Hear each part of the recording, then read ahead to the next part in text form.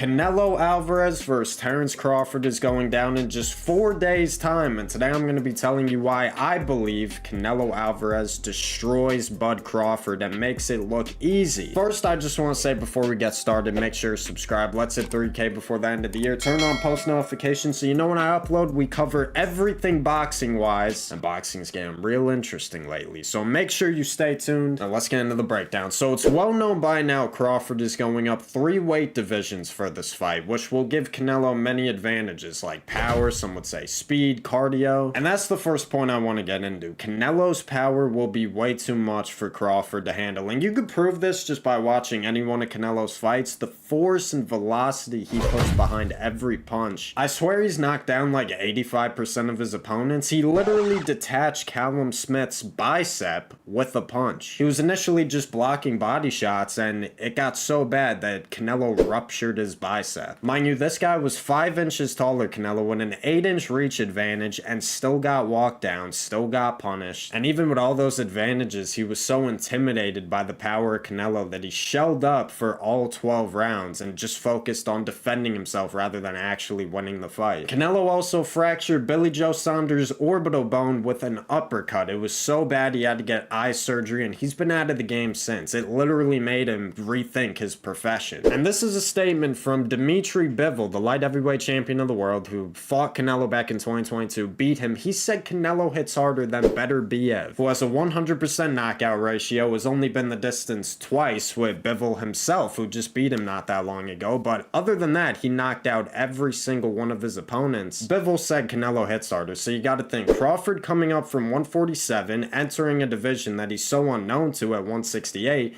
never even fighting at middleweight, had one fight at 154, which, you know, there's a lot of question marks around that performance. He was a lot slower with his reaction time. He wasn't as quick on his feet, and this is coming off of Crawford's best performance at 147 against Spence. That's only a 7-pound weight difference, and he rehydrated to 169 pounds. That's what he's going to be weighing on the scales versus Canelo, so he's probably going to rehydrate to even more. He'll probably be like 180 on fight night. And you look at the photos of Crawford in this camp, you could tell he's put on a lot more muscle, and that, if anything, is just going to slow him down even more. And to all the casuals I see on Twitter saying, oh, he's wearing the weight well, he looks in great shape, he's going to knock Canelo out, he has this newfound power, it's like, okay, yeah, he's going to have more power, but there's also a sacrifice that comes with going up in weight. He's going up 20 pounds. He's bound to be a bit slower, especially in the legs, having to carry this new weight that his body has not gotten used to yet. He might be in training camp, feel confident, you know, he's powerful and all, but once he's in there against a Canelo who's going to be aggressive throughout all 12 rounds,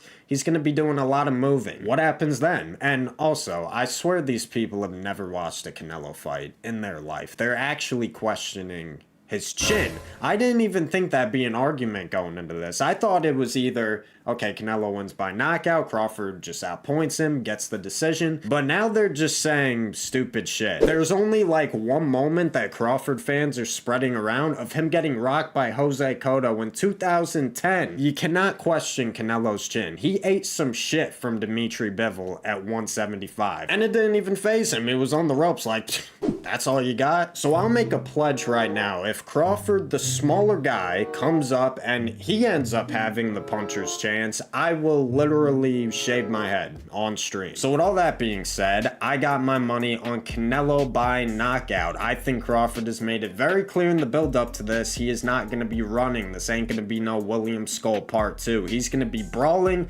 in the pocket, going toe-to-toe with the man himself, and while doing that, you're obviously risking getting caught on the inside. And Crawford, for how good he is defensively, he does leave himself open at points when in these type of situations. If you look back at his fight with Kavaliauskas, forgive me if I said that wrong, but you see him looking for the check hook over the top, and this is common for southpaws when going against orthodox fighters so they can follow up with their left hand. Crawford gets called with a nasty one too, and while there are many moments in that fight alone where Crawford, I guess, felt like he could wear the shot, so he didn't really care. You got the Gamboa fight, you got Sean Porter, where you could say Crawford got a little too confident confident and was willing to get into these exchanges and ended up getting caught for his troubles. I could see something very similar happening against Canelo. I think there are a lot more holes in Crawford's defense than people think, and while he is a great boxer and everyone wants to act like Canelo has no skill at all, I think Crawford will be able to stop him just based off pressure and overwhelming the smaller guy. And if Crawford wants to make it a firefight, which I think is a very bad idea, but if he has no other option, then,